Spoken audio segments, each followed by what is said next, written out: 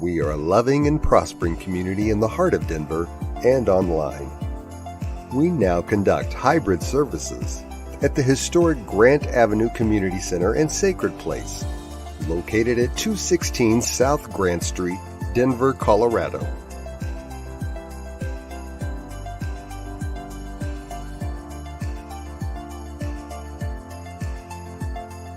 All are welcomed here. A place, space, and face of love. We are a spiritual community practicing universal principles that enrich our lives. We are grateful that you have blessed us with your presence. While online, we'd love to know you're watching with us. Feel free to leave a comment and let everyone appreciate you. With everything going on, life can feel overwhelming. CSL Denver wants you to know we are here for you. Please know that our practitioners are available for personal prayer work. Our licensed spiritual practitioners' names and phone numbers are available on our website at csldenver.org. Or if you have a prayer request, feel free to email it to info@csldenver.org. For your convenience, you'll find clickable links in the description of this broadcast. Rev Elzia, along with all our guest speakers, practitioners, service coordinators, and musical inspirations, want you to know how truly grateful we are that you are with us today. Thank you for your continued support and participation in our services, workshops, and events, as well as providing financial contributions to our center. If you're interested in upcoming events and information, we send out weekly newsletters. Sign up by visiting www.csldenver.org. We deliver services in a hybrid format where we meet in person at 216 South Grant Street. We will also continue to live stream all services on Facebook and YouTube every Sunday. Find us on our respective channels as well as on New Thought Media Network. Again, thank you for your precious attention. Now prepare for engaging enlightenment.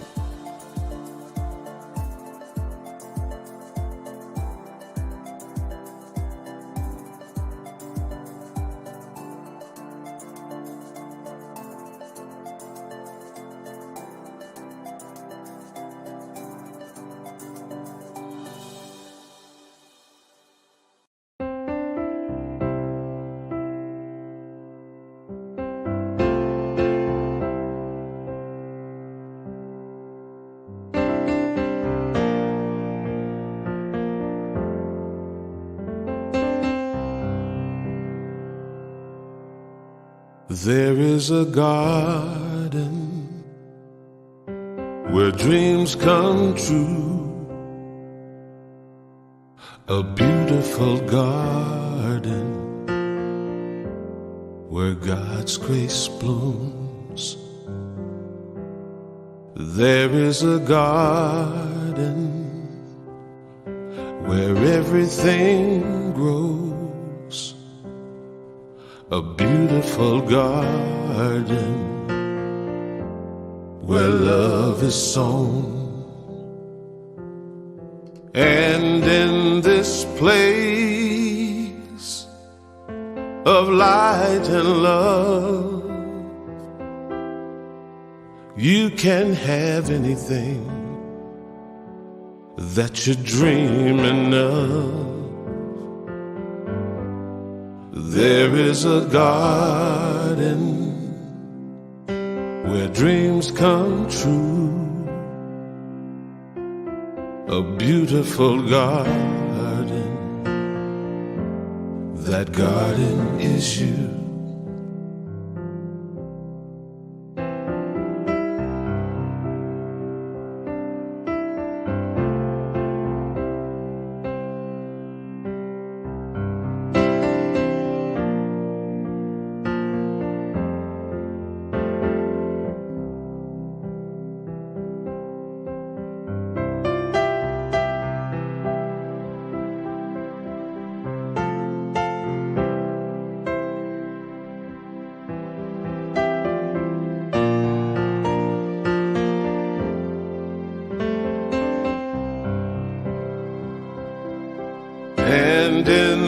this place of light and love.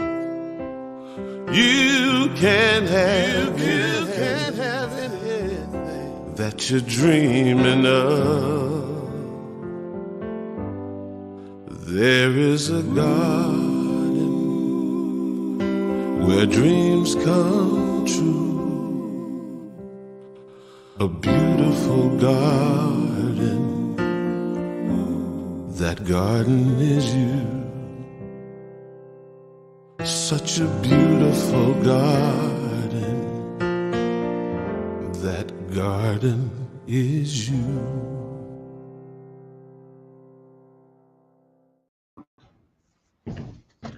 Good morning, everybody.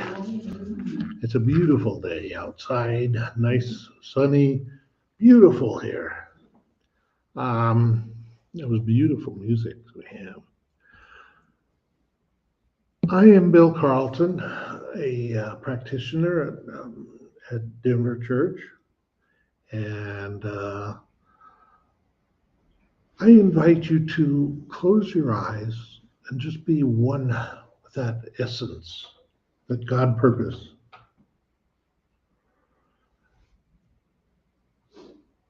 Leave all your emotions and negative things, just put them aside and just be present in this beautiful world. We feel that oneness of God surrounding all of us. And we know that oneness is present in the message we receive, the music we hear, the technical support of Reverend Elzia, Paul, our producer. I know each and every one participating and attending this service is blessed. I am grateful and give thanks for all that has brought us here at this moment.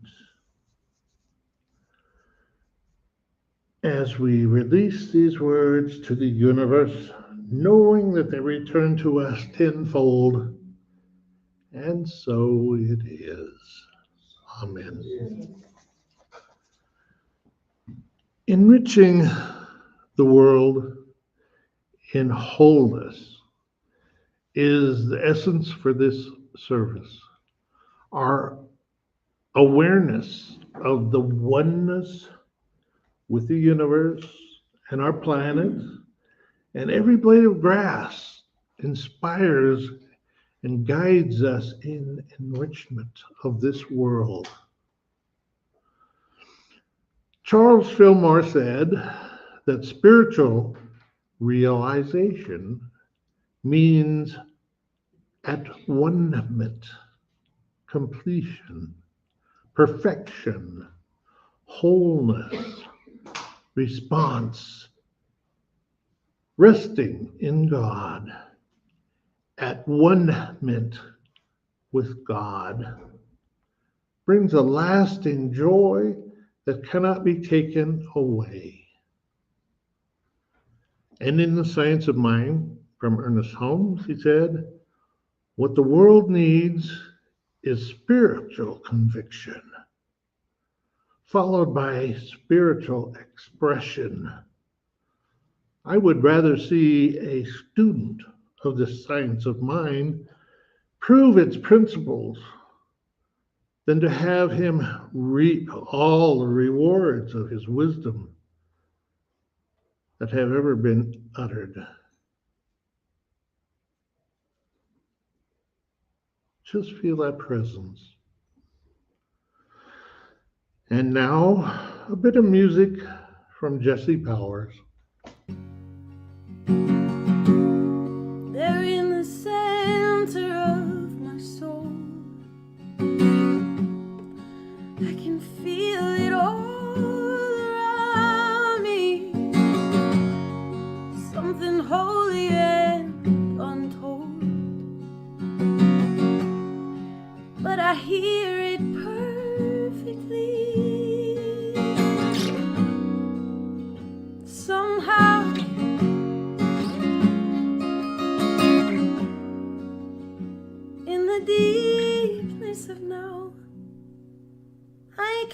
see I was made in the image. I was made in the image of love. I was made in the image. I was made in the image of love. Here and now I can see I was made beautifully. I was made in the image. I was made in the image of love.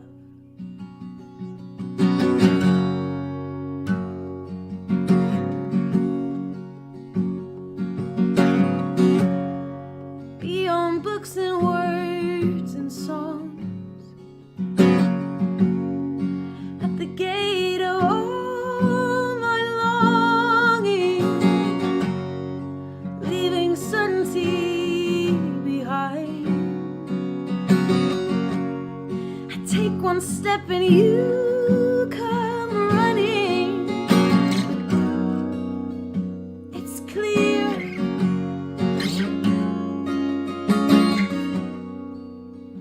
in the sweetness of here, I can see I was made in the image. I was made in the image of love. I was made in the image. I was made in the image of love. Here and now I can see I was made beautifully. I was made in the image. I was made in the image of love. Love, love, flow like water. Love, love, move in me. Love, love, flow like water. Love, love, move in me. Oh, love, love, flow like water.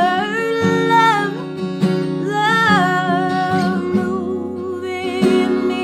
Oh, love, love, flow like water.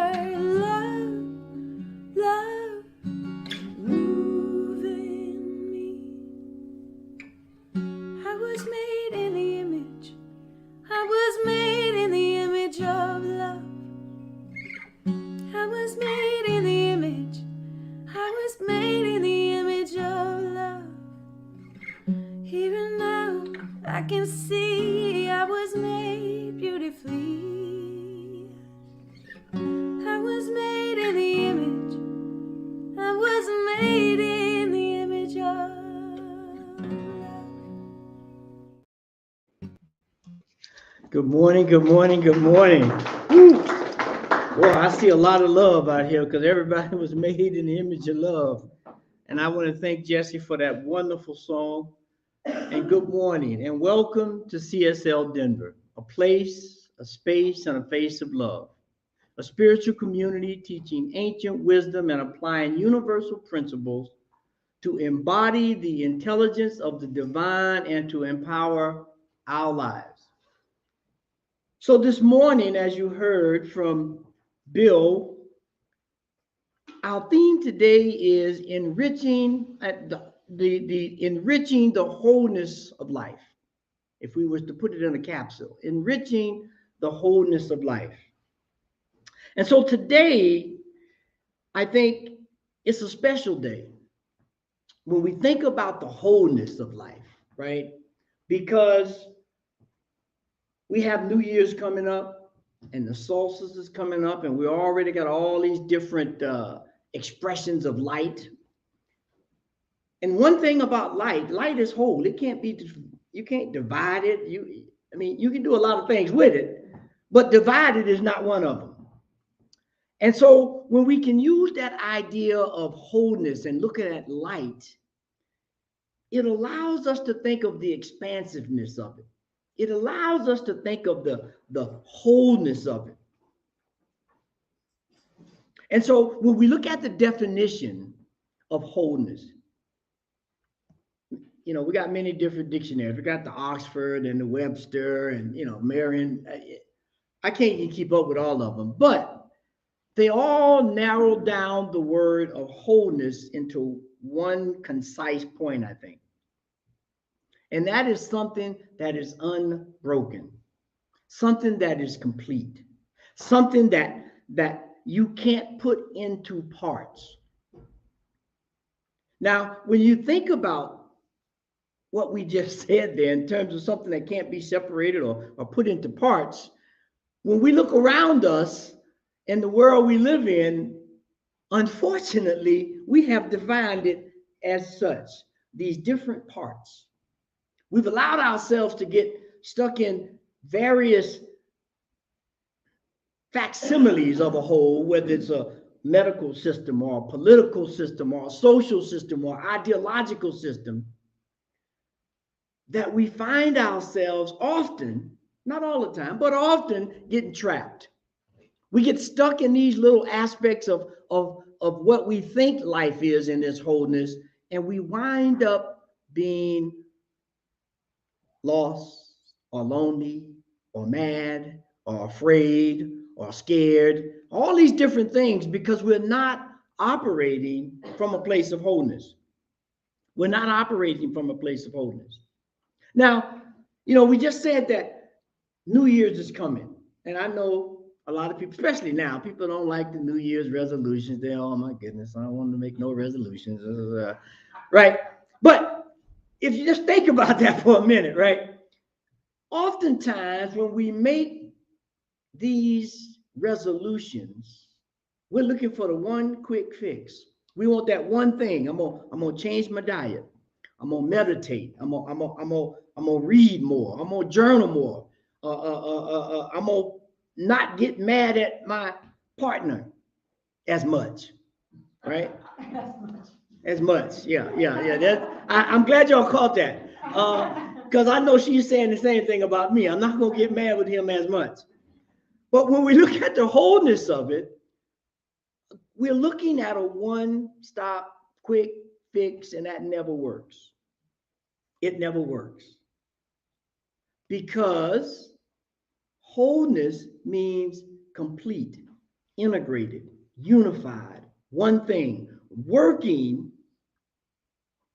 towards a common goal, right? And so when we look at wholeness, we have to begin to think that the way to be in harmony with all things, the way to be operating at optimal performance, we have to take everything in consideration. Now, recently in Las Vegas, they had the Formula One auto racing.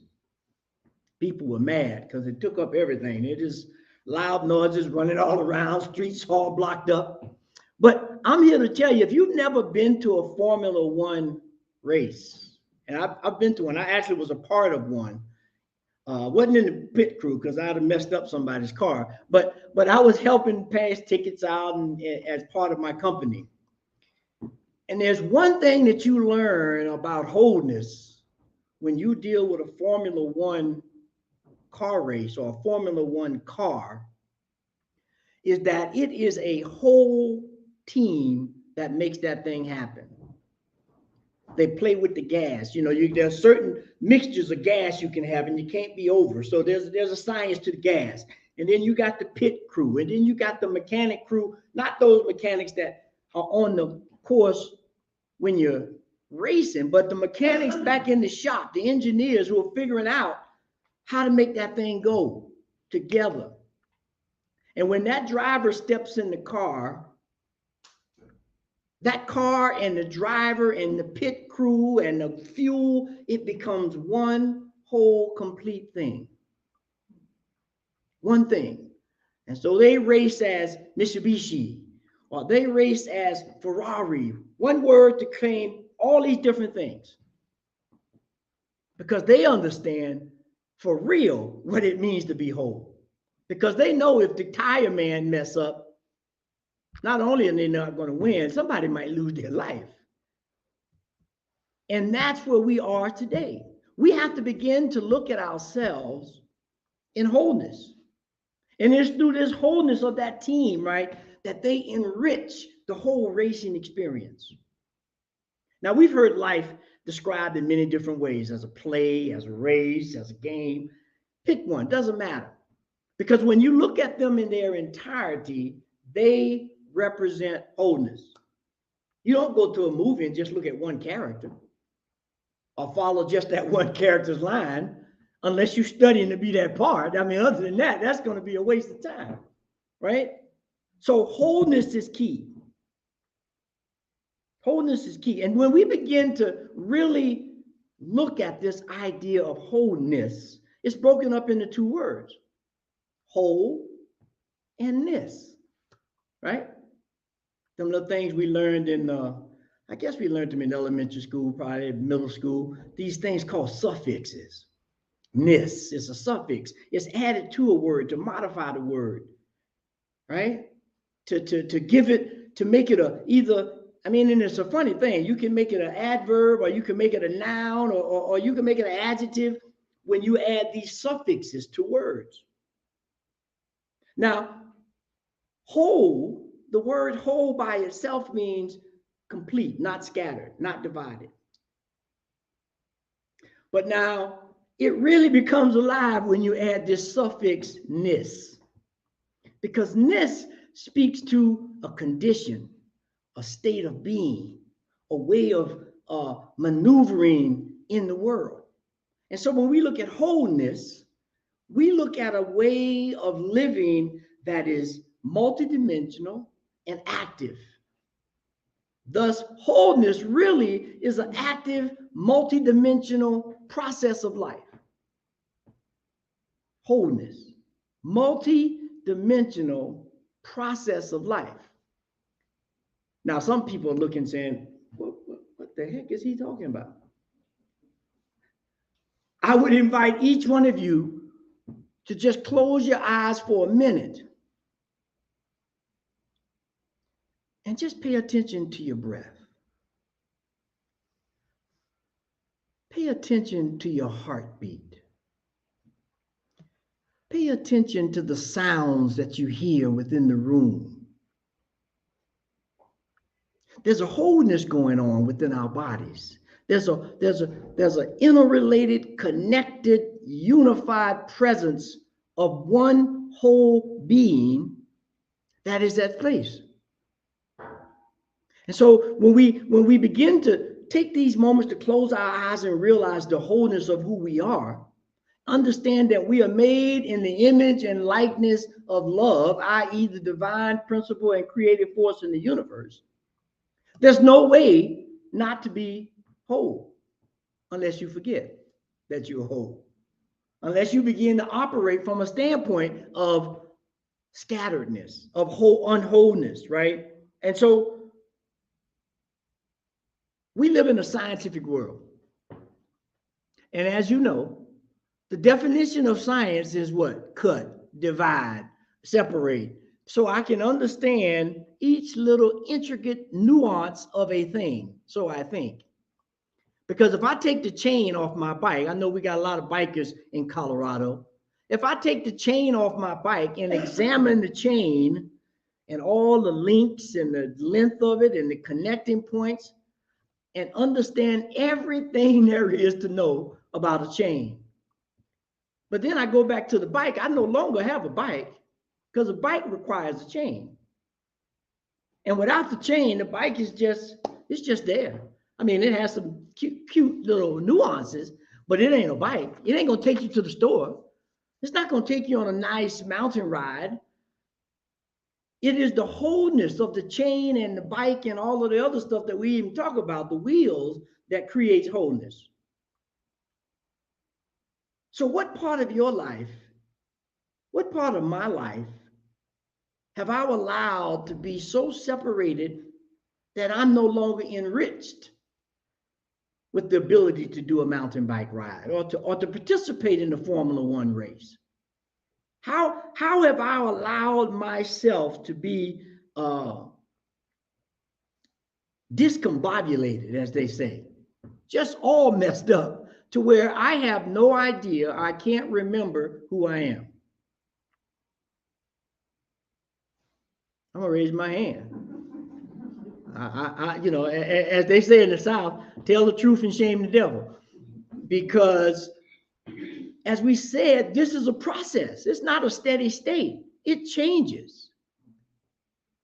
And it includes everything, all things, the good things, the bad things, the in-between things. It is a process. There's a process when that guy's driving the Formula One car, when the gauge says you need gas. There's a process. He gets on the headset and says, hey, gas is low. Next lap, pull into the pit stop, right?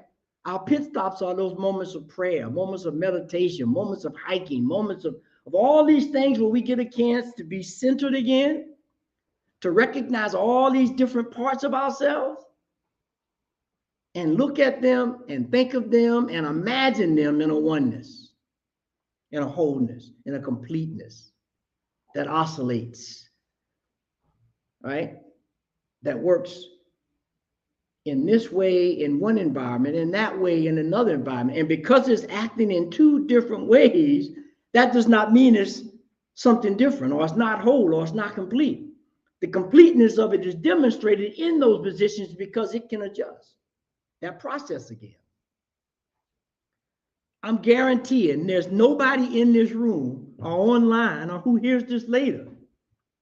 If they are riding a bike or running or driving that Formula One car, that they don't want their heart to beat just a little bit faster than it does when it normally beats. Because that's what gets the oxygen moving around in your body. And you want to be on point with lots of oxygen so you don't pass out when you're driving the Formula One. Because the speeds of those things are incredible. And just think, the world is moving through space at a speed that's faster than that. So the question, you got your seatbelt on, you got your gas tank full, you got your tires inflated at the right PSI. Because if you don't, wholeness will be very difficult to achieve. So are you ready to step into wholeness is the real question. Have you been operating from these splintered parts of life? Have you been allowing yourself or others to move you away from your center? And you are now ready to operate in wholeness, in completeness, in oneness. Oh. And by the way, that don't mean just you. That means everybody that's around you, because they're part of the one wholeness of the universe.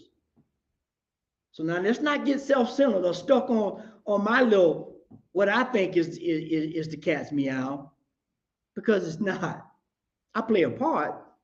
I have a role to play to create the grand wholeness, but it's only through that interrelationship between everything and everybody that I even get a chance to shine my oneness and therefore enrich my life and the lives of others. And because it's a two-way street, it happens both ways. When you step into wholeness, when you live in wholeness, I become whole. And when I do it, you become whole. It's like, kind of like we've heard of that thing called osmosis, right? When I do my thing osmosisly, you begin to do your thing. Wholeness, enrichment, living life as one. As one. Because without that, we just have a pile of parts. And if we look around the world today at all of the stuff, I'm going to just leave it at stuff. That's what we're operating with. Discombobulated pile of things that are not cooperating together. We're trying. But we're trying from a self-centered perspective, I would suggest. From a perspective where we are trying to have, as they say, big eyes and little me's or little we's, or I don't know how the thing goes, but I know one thing. I know it ain't working, whatever we call it. Because just take the wholeness of the food process. I mean, we got enough food in this country, on this globe, that nobody should be hungry. Nobody should be in food insecurity. There should be no food deserts. Go figure. A food desert. I don't even know what that is. But when we don't live in wholeness, we find food deserts. But when we live in wholeness, and we see all of the food that gets thrown out, or we see all the food, we're shaming the devil now, so just hold on to your seat, that we buy and put in our refrigerator and never eat and throw out. Okay, no, don't none of y'all do that. It's just me. I know it. I know it's just me. I got to get better because it's just me that does that. But when we live in wholeness, we understand I need 1 tomato, but the sales rack says you can get 3 for $1. And you say, ooh, that's a deal. I can get 3. Well, if I buy 1, it's 50 cents. So I'm going to say 20-something cents and get 3.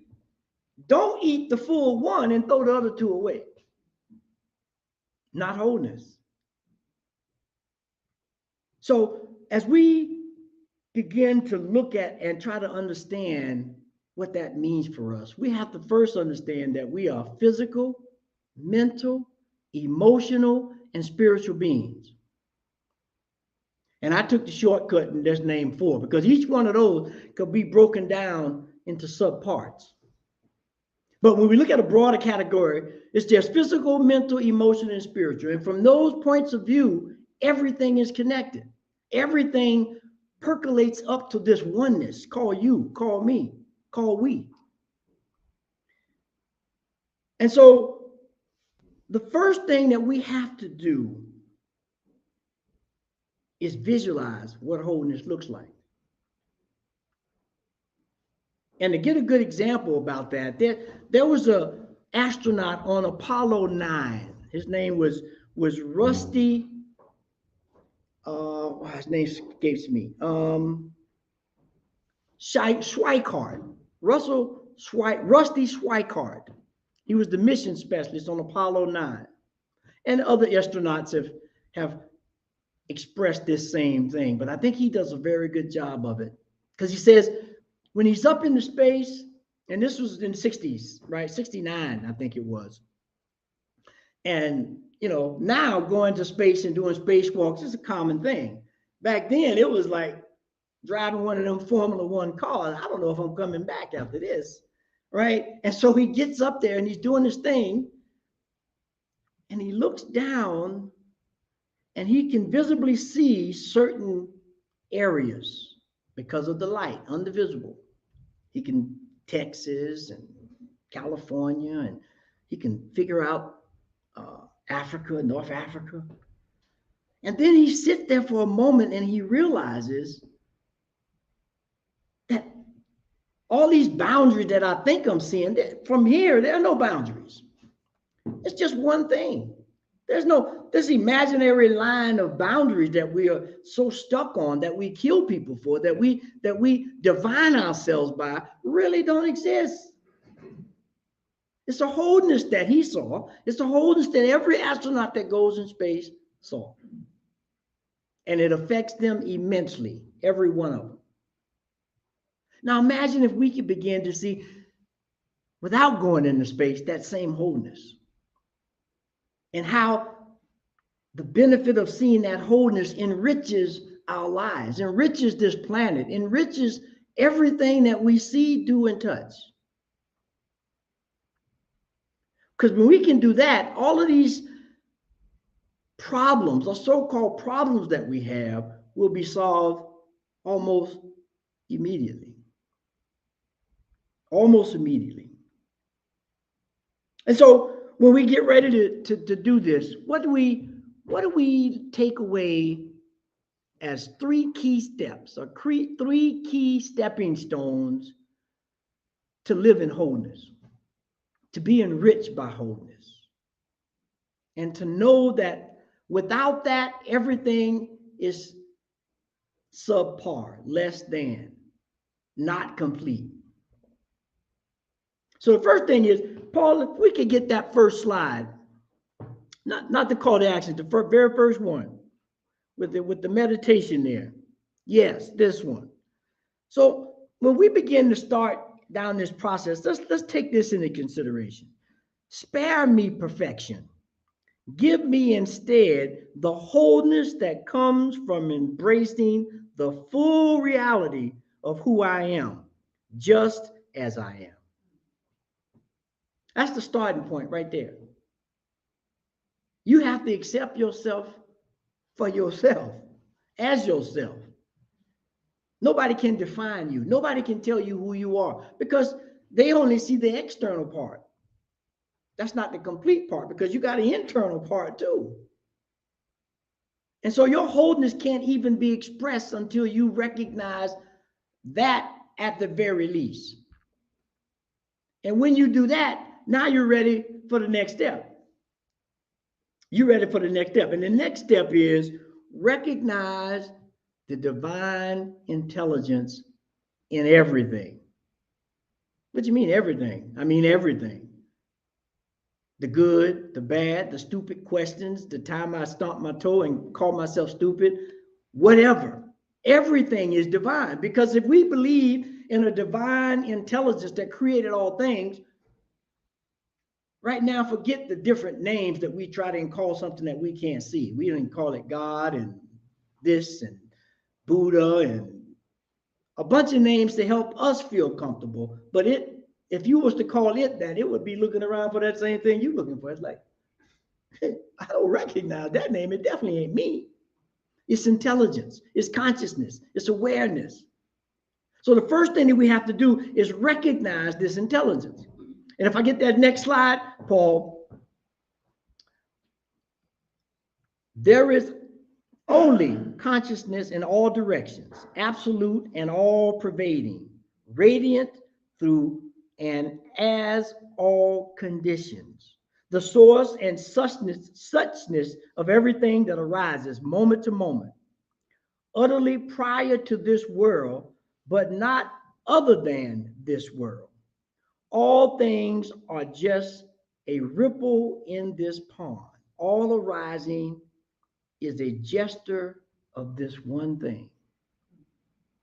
Ken Wilber, no boundaries. Because that's what happens when you live from wholeness. There are no boundaries because I know everything is connected. If there's something that's not allowing this thing to appear in wholeness, I just have to figure out where the connection is. There's no boundaries. There's no separation. There's oneness. There's unity. There's connection. And it's displayed in a diverse way that you just have to love it. Who would ever think that a little bee could land on a flower and make something as sweet as honey? Who would think that? Especially after it stung you 1 or 2 times. You're like, ooh, I know what I've been doing this bee. I'm going to kill it. Because it stung me twice. My hands all swole up. Wholeness. Wholeness. So when we can recognize that there's an intelligence, there's a purpose, there's a connecting thing in everything, we can relax. We can take a deep breath. We don't have to figure it all out right now.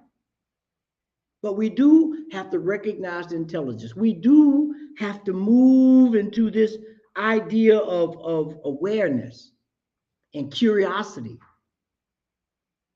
And understand paradoxes, things that we've been talking about this whole year in terms of things, curiosity and paradox. They don't always, the paradox of the bee stinging you and making honey is a serious paradox.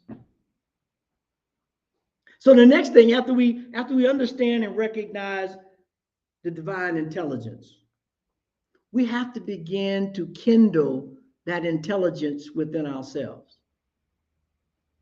Now, you know what kindle means, right? That means, if you ever been camping or you got a fireplace that's a wood burning fireplace, you have to kindle that fire. You just can't go up there and think it's going to go woof.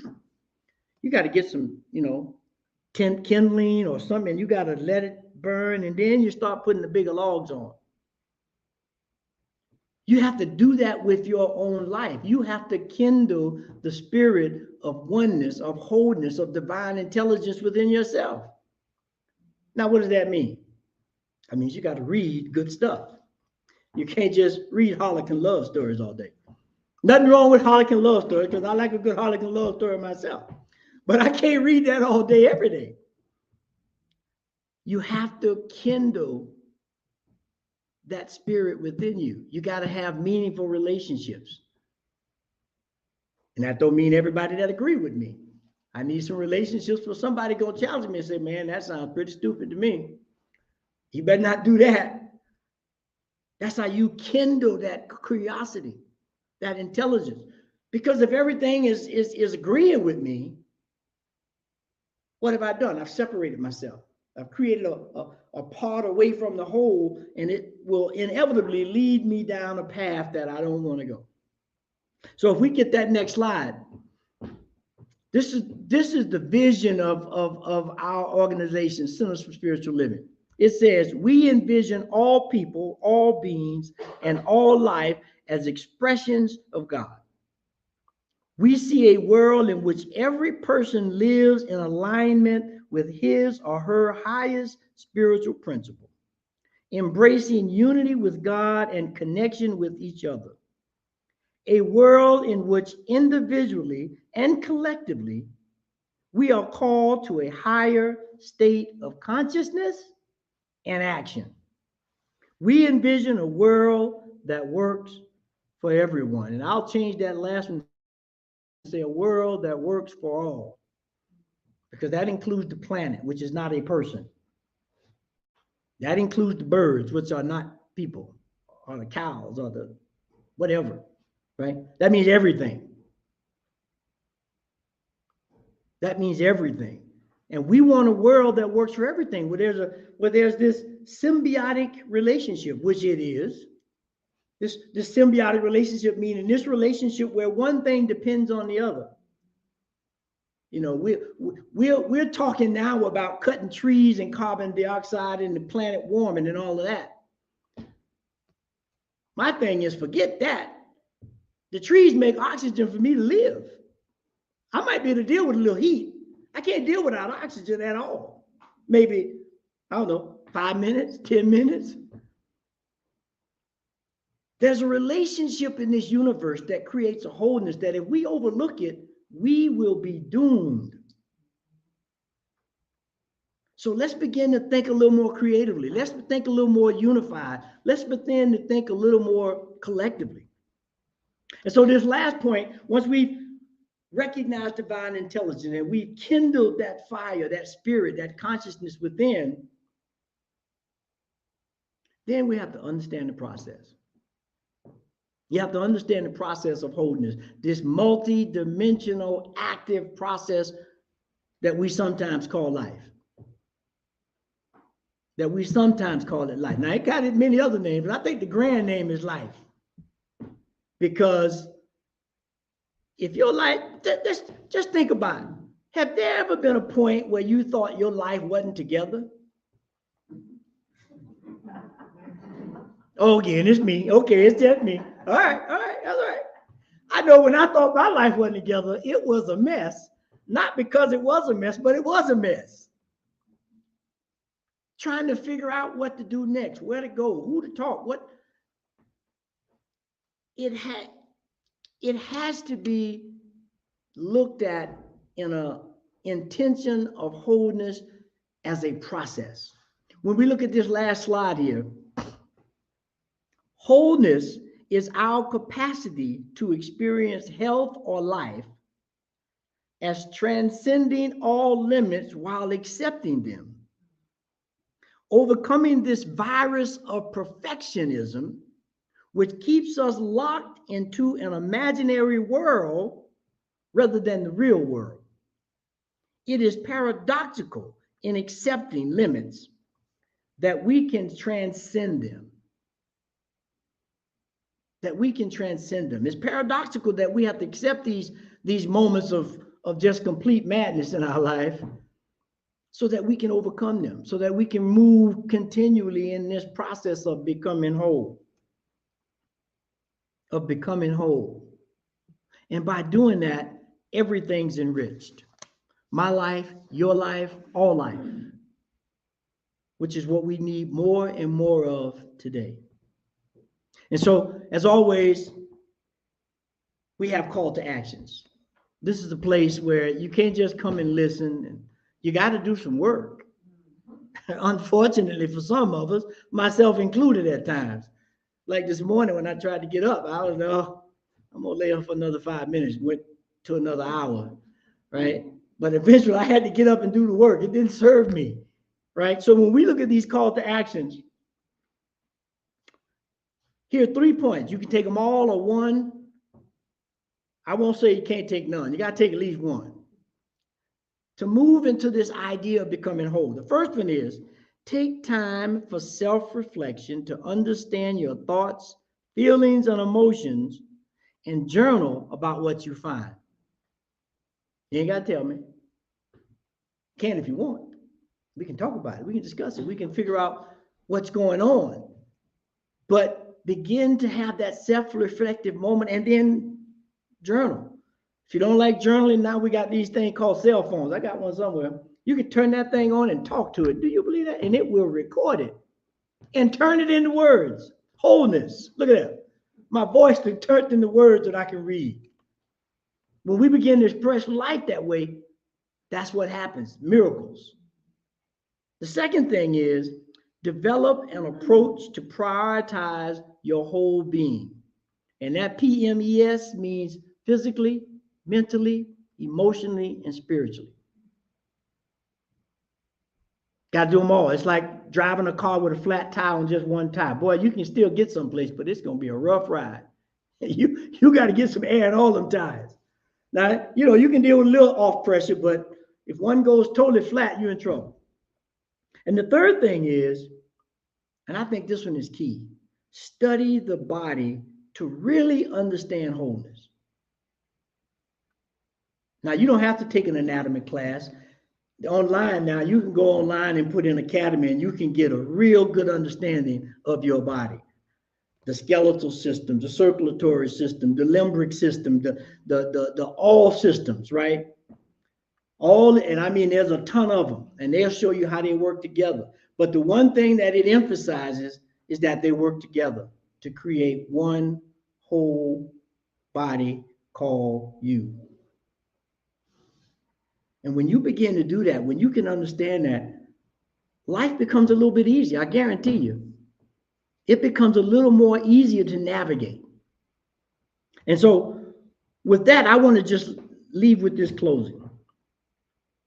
Living in wholeness is a continual journey, a daily practice of mindfulness, self-discovery, and intentional living. It is an ongoing process of aligning our inner selves with our outer selves. Our inner selves with our outer selves, creating a harmonious symphony of existence. May we walk this path together, supporting and encouraging one another on our shared journey toward living a true life of wholeness. Let us pray. Heavenly Mother, Father God, that inside and outside presence of the divine intelligence that permeates all things. We take this moment to recognize that oneness, that unity, that wholeness called the source of all there is, and allow ourselves to remember that that spark that we kindle, that we keep lit, is in each and everything in this universe. And that as we begin to understand that and kindle that and know that, we begin to see ourselves in each other. We begin to recognize the me in the you and the you in the me. And we understand that we're in this together.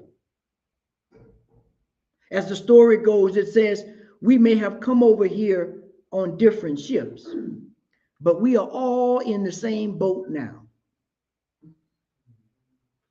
And as we begin to really understand that and cultivate what it means to be in one boat, with one heart, with one sound, with one direction that we're moving, we begin to enrich everything we see.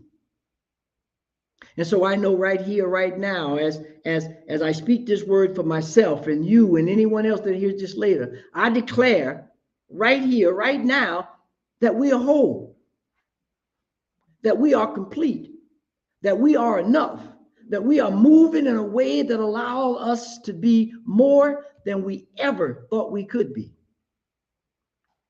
And so we rest on that idea and we relax and we release these words into a law, giving thanks for all there is, and know that we are so.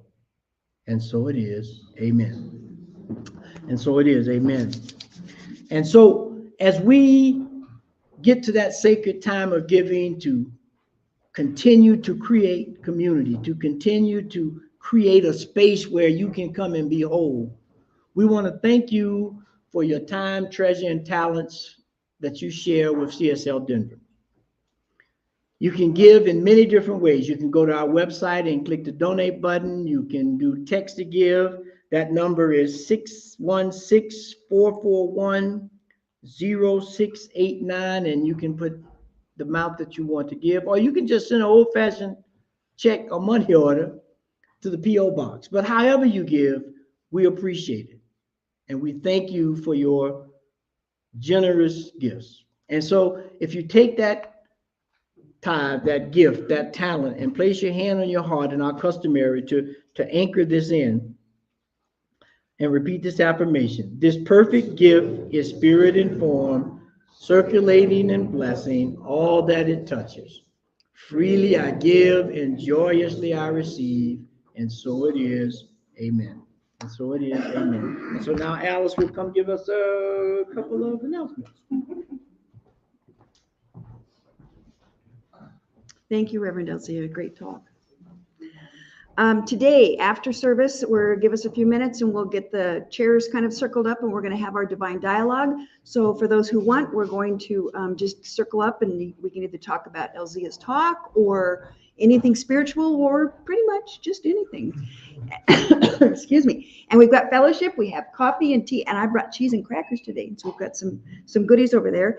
And then next Sunday, which is Christmas Eve, we'll still be having our Sunday service at 10 a.m. And the practitioners and Reverend Elzia will be talking about the nativity scene and what the meanings of each of the things in the nativity scene. And then also the following Sunday, which is New Year's Eve, we will be having our service at 10 a.m. and we're having a burning bowl ceremony. And so that's kind of we're not setting our intentions, but we're looking back at our year and what's happened and how we want to maybe do 2024 in a different way. So just come do that. And again, we'll circle up and have our little altar and do our little releasing of 2023 and all the good that it was and accept greater good and to become more whole.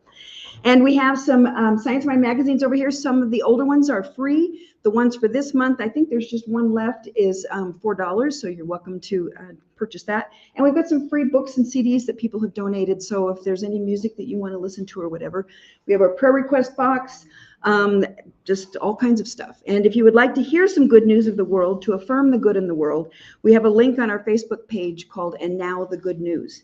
And it's a program put together by New Thought Media Network that it's put on Friday evenings at 5 p.m., but you can watch it anytime during the week. And they give stories, uplifting stories about, the news brings us all kinds of not so great news. So this gives us the good news of what's going on in the world so we can keep our focus on that. So and then just follow ntmedia.org, and they've got some great things. They've got some radio programs. They've got prayer on every day at 8:15 morning and evening. So just stop and sit with that. But then we also get some practitioners and ministers who do all kinds of talks and stuff like that. So it's a great resource if we're wanting to deepen into that spiritual part of who we are. So we're so truly blessed for everybody who's chosen to support CSL Denver. However, just by showing up, I'm so happy to see everybody here this morning, and just know that we are here for you and that we give you all kinds of love and all of that. And so let's close out with Chris Chickering singing A Prayer for Who We Really Are.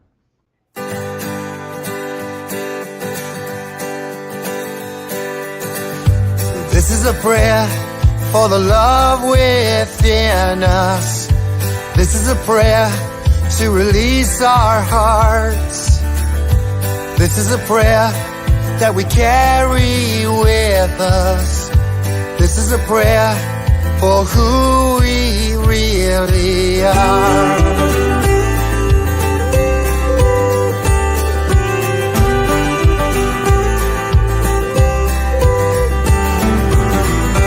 We are light, we are sunshine, we are what we believe. We are hope, we are promise of everything that's yet to be. We are bliss, we are laughter, we are flowers in the spring. We are life, ever flowing, and these are the words that we will sing. This is a prayer for the love within us. This is a prayer to release our hearts. This is a prayer that we carry with us. This is a prayer for who we really are.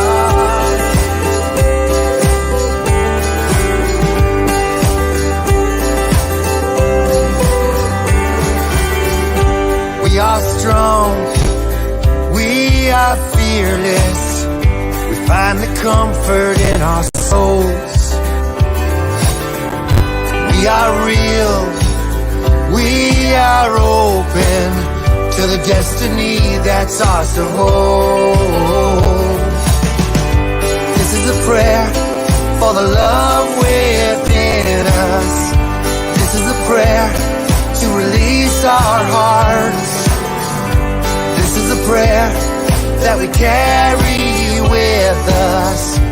This is a prayer for who we really are.